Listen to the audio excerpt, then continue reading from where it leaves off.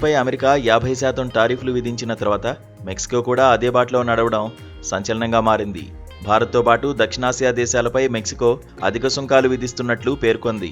Mexico ప్రభుత్వం ఎంపిక చేసిన కొన్ని ఉత్పత్తులపై ఏకపక్షంగా టారిఫ్ను పెంచుతూ తీసుకున్న ఈ నిర్ణయం భారతదేశానికి పెద్ద ఆర్థిక సవాలుగా మారింది.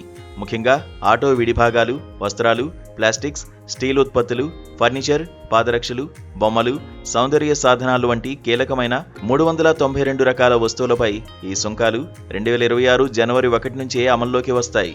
మెక్సికోతో స్వేచ్ఛా వాణిజ్య ఒప్పందం లేని భారత్తో పాటు చైనా, దక్షిణ కొరియా, థాయిలాండ్, ఇండోనేషియా వంటి దేశాల ఎగుమతులు కూడా ఈ ప్రభావానికి గురవుతాయి. ఈ పరిణామంతో దాదాపు $1 బిలియన్ విలువైన భారతీయ ఎగుమతులు ప్రమాదంలో పడినట్లయింది.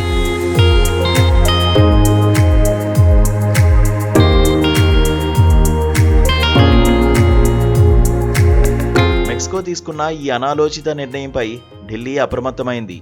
భారత ప్రభుత్వం ఎగుమతిదారుల ప్రయోజనాలను కాపాడుకోవడానికి తగిన చర్యలు తీసుకుంటామని తెలిపింది. ముందస్తు సంప్రదింపులు లేకుండా ఏకపక్షంగా టారిఫ్లను పెంచడం బహుపాక్షిక వాణిజ్య వ్యవస్థ సూత్రాలకు అనుగుణంగా లేదని వాణిజ్య శాఖ అధికారి ఒకరు స్పష్టం చేశారు.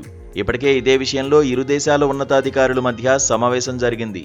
పరస్పరం ప్రయోజనం చేకూర్చే పరిష్కారం కోసం చర్చలు కొనసాగుతున్నాయని, అయితే చర్చలు విఫలమైతే భారత్ కూడా ప్రతీకార సుంకాలను విధించే హక్కును కలిగుందని అధికారులు పేర్కొంటున్నారు.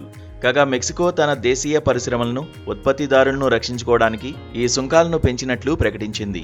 అయితే ప్రపంచ వాణిజ్య సంస్థ నియమాల ప్రకారం సభ్య దేశాలు ఈ విధమైన వాణిజ్య చర్యలు తీసుకునే ముందు సామరస్యం పాటించాలి.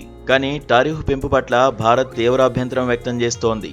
ఇటువంటి వాణిజ్య ఘర్షణల నుండి భారతీయ కంపెనీలను శాశ్వతంగా రక్షించడానికి ఉన్న ఏకైక మార్గం స్వేచ్ఛా వాణిజ్య ఒప్పందం కుదుర్చుకోవడమే అని వాణిజ్య నిపుణులు అభిప్రాయపడుతున్నారు. Bharat Mexico free trade agreement కోసం చర్చలు మొదలుపెట్టాలని రెండు దేశాలు చురుగ్గా ప్రయత్నిస్తున్నాయి. ఈ టారిఫ్ వార్ నేపథ్యంలో FTA చర్చలు మరింత వేగం పుంజుకునే అవకాశం ఉంది. మెక్సికో, భారతదేశం మధ్య ద్వైపాక్షిక వాణిజ్యం గత కొన్నేళ్లుగా బలపడుతోంది. ఇటువంటి టారిఫ్ పెంపు నిర్ణయాలు ఈ బలమైన భాగస్వామ్యాన్ని దెబ్బతీసే ప్రమాదం ఉంది.